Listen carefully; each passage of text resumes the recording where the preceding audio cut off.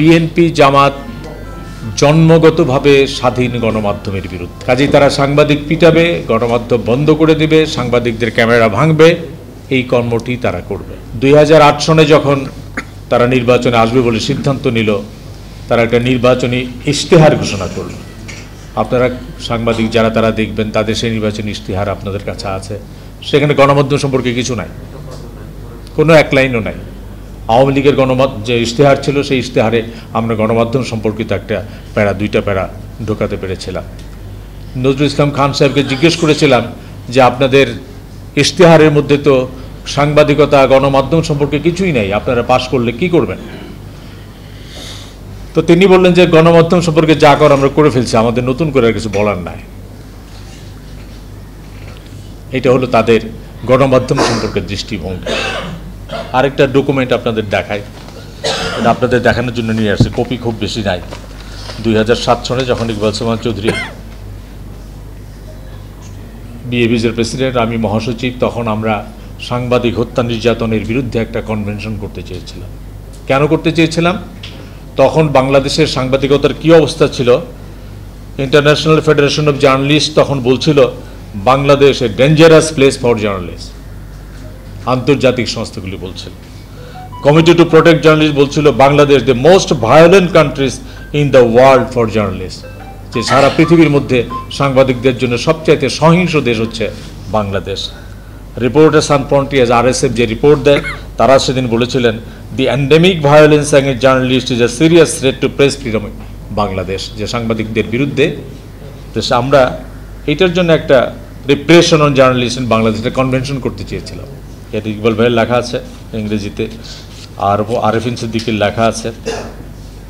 এটা আমি পাবলিশ করেছিলাম মহাসচিব হিসেবে, এবং সেখানে আমরা একটা হিসাব দিয়েছিলাম যে 2001 সনে বিএনপির আমলের সাংবাদিক অ্যারেস্ট হয়েছে 5 জন, নিহত হয়েছে 2 জন, আহত হয়েছে 114 জন। 2002 সনে সাংবাদিকদের আহত হয়েছে 102 জন, নিহত হয়েছে 3 জন, অ্যারেস্ট হয়েছে 30 জন, অপহৃত হয়েছে 3 জন, ফিজিক্যালি অ্যাসাল্ট হয়েছে 1 জন, থ্রেট দেওয়া হয়েছে 147 জন, এবং 139 জন সাংবাদিককে বিরুদ্ধে কেস করা হয়েছে। 2003 সনে আহত হয়েছে 65 জন, অ্যারেস্ট হয়েছে 19 জন, এবং কেস করা হয়েছে 62 জন। 90 জন সাংবাদিককে হুমকি দেওয়া হয়েছে, ফিজিক্যালি অ্যাসল্ট করা হয়েছে 41 জনকে। 2004 সনে 120 জনের সাংবাদিকদের বিরুদ্ধে কেস করা হয়েছে, 5 জন সাংবাদিক নিহত হয়েছে, 111 জন সাংবাদিককে আহত করা হয়েছে, অ্যারেস্ট করা হয়েছে 9 জনকে, অপহরণ করা হয়েছে 2 জনকে।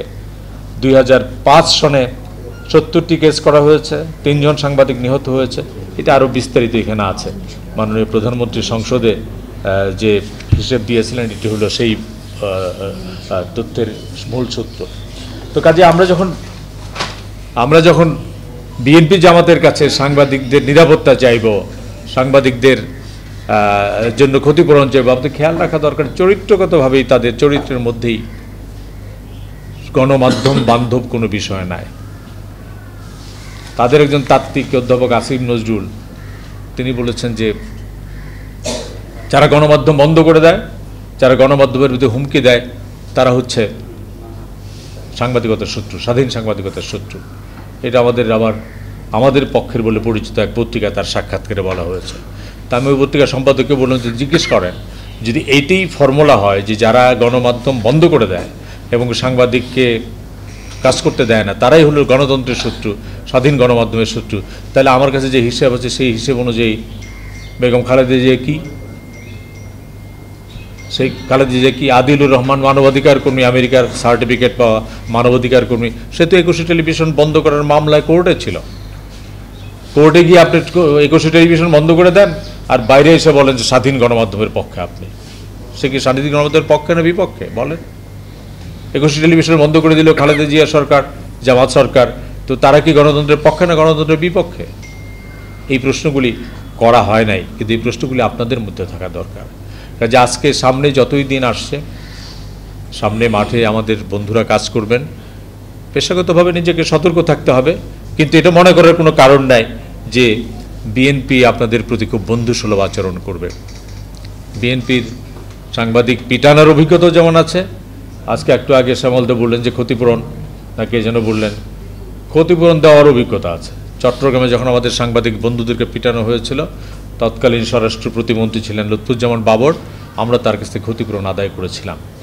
কাজেই একটি মাত্র উপায়, যদি সাংবাদিকরা ঐক্যবদ্ধভাবে নিজেদের স্বার্থের দিকে নজর না দেয়, তাহলে পরে আজকে আওয়ামী লীগ পিটাবে, কালকে বিএনপি পিটাবে। এখন এই যে এতগুলি সাংবাদিক যে আহত হলো, বিএনপি তো মারল, কিন্তু ক্ষমতায় যে সরকার আছে তার দায়িত্ব নাই? যারা এই সাংবাদিকদেরকে পিটালো, এই দুর্বৃত্তদের ধরার দায়িত্ব কার? এই দুর্বৃত্তদেরকে জেলে নেওয়ার দায়িত্ব কার? যে পুলিশ হত্যা করা হয়েছে, 2 জনকে অ্যারেস্ট করা হয়েছে, কিন্তু এই 30 জন সাংবাদিক আহত করার জন্য তো আজ পর্যন্ত একজনকেও গ্রেপ্তার করেন না। বাংলাদেশের 53 বছরের ইতিহাসে 3 ডজনের বেশি সাংবাদিককে হত্যা করা হয়েছে, 1,500-এর বেশি সাংবাদিক আহত হয়েছে। আমার কাছে প্রত্যেকটির হিসাব আছে। খুলনার হারুনুর রশিদ খোকন হত্যা হয়েছে, বলা হয়েছে যে আমরা তার ফাইনাল রিপোর্ট দিয়ে দেওয়া হয়েছে। ফাইনাল রিপোর্ট মানে পাওয়া গেল না।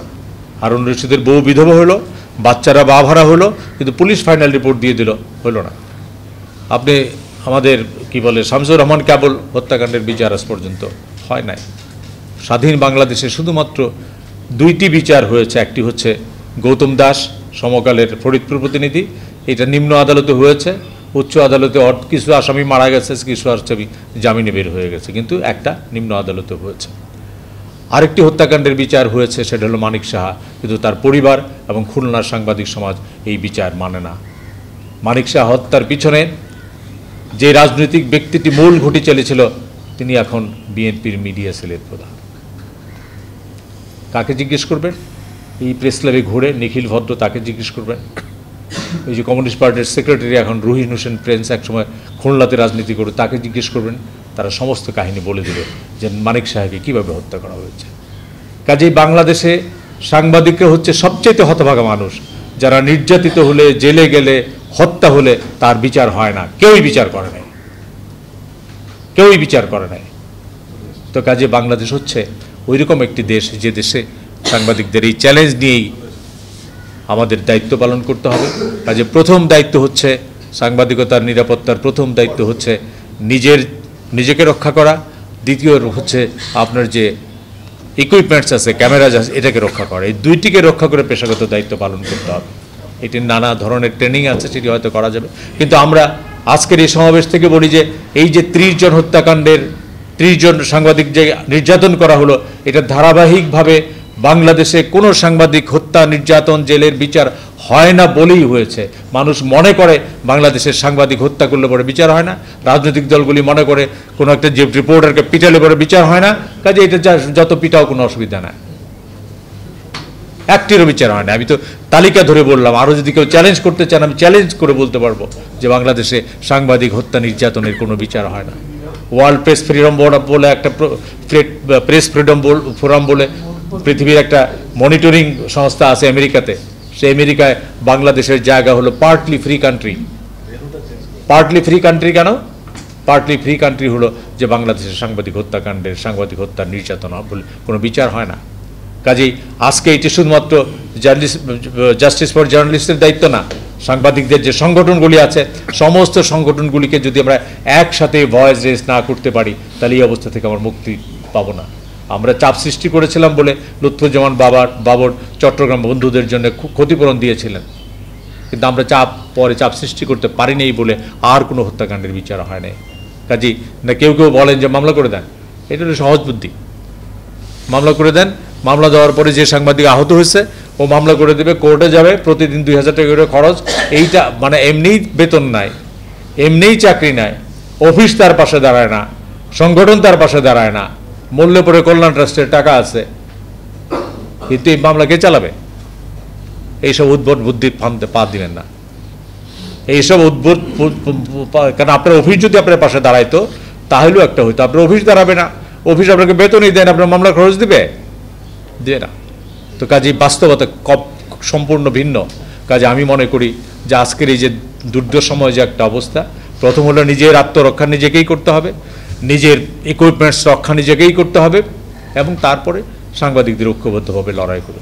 কালকে ঢাকা সাংবাদিক ইউনিয়ন বিএফিজে করেছে, জাতীয় প্রেস ক্লাব করেছে, আজকে জাস্টিস ফর জার্নালিস্ট করছে। আমি তো মনে করি রিপোর্টার্স ইউনিটের করা দরকার। আরেকটি হচ্ছে তথ্য বিভ্রান্তি। কালকে সন্ধ্যায় পাগল হয়ে গেলাম যে জাতীয় প্রেস ক্লাবের সিনিয়র সদস্য, আমাদের খুব প্রিয় মানুষ রফিক ভাই মারা গেছেন। ছড়ায় দিল যে এটা আমাদের গ্রেনেড হামলায় মারা গেছে, কি বলে টিয়ার গ্যাসের ইয়েতে মারা গেছে।